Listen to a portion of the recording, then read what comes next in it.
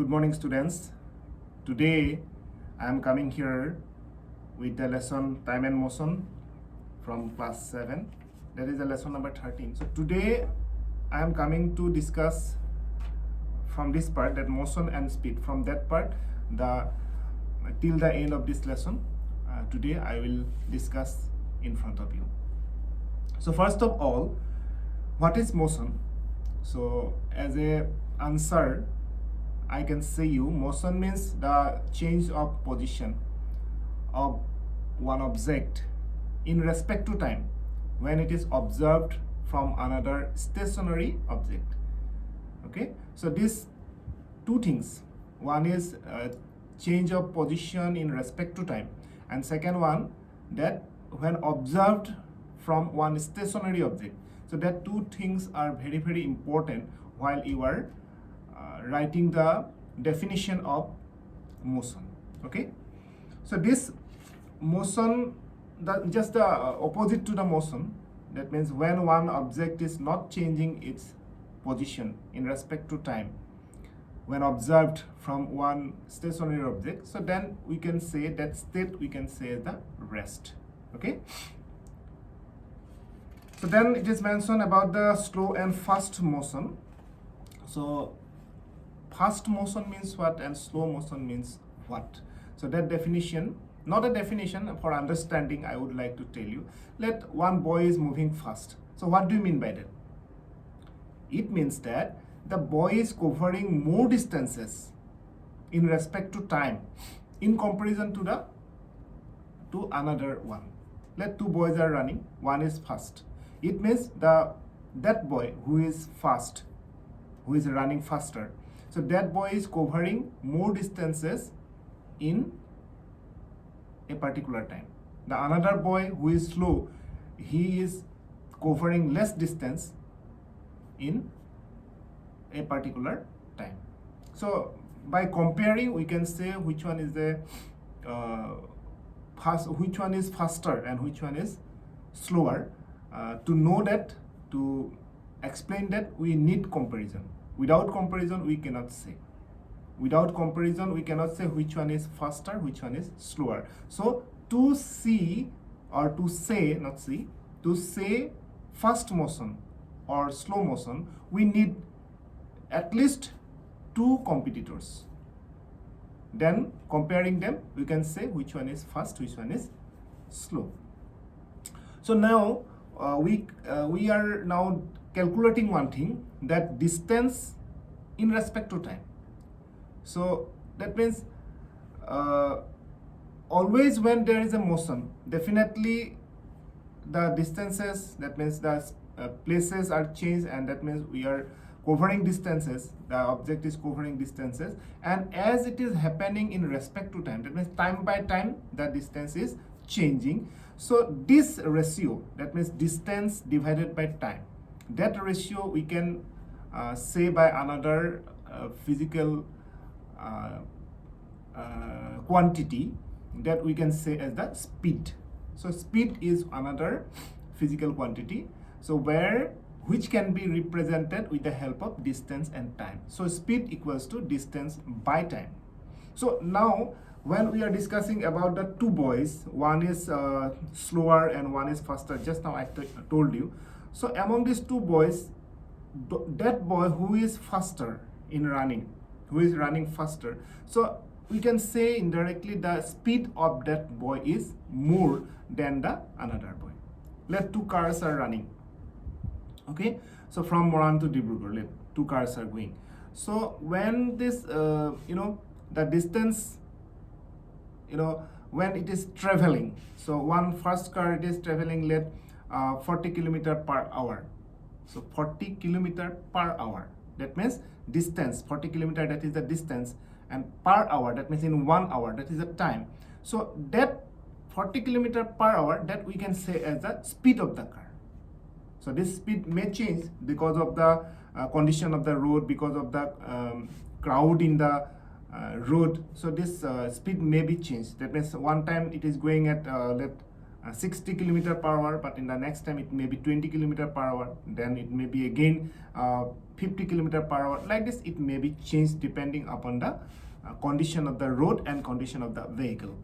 Okay, so now what have you learned? That what do you mean by the speed? So speed is a physical quantity which can be expressed by distance and time. So speed equals to distance by time. So then here so many examples are given, so many numerical problems are given here in page number 140. So you will try to do. I hope you can, and if you cannot, you let me know. Now you say the unit. So already we discussed the unit of speed. Definitely to represent speed we need the unit of distance and the unit of time. So the distance, the SI unit of distance is that is the meter, and the SI unit of time is second. So we can express speed, the SI unit of speed, as the meter per second. Otherwise we can use the kilometer per hour also, or meter per minute also, kilometer per minute also. That units also we can use, but standard unit, SI unit, it is the meter per second. I hope the speed you understood. Then we are coming to another one, that is the average speed. So what is average speed? So average means what? Actually, let three subjects, let science, maths and English. So in these three subjects you are getting different marks. Let in science you are getting let 80 upon 100. Then in maths you are getting, let's 70 upon 100, and in English you are getting 90 upon 100. So these three subjects you are getting different marks. One is, I told that one is 70, one is 80, and one is 90.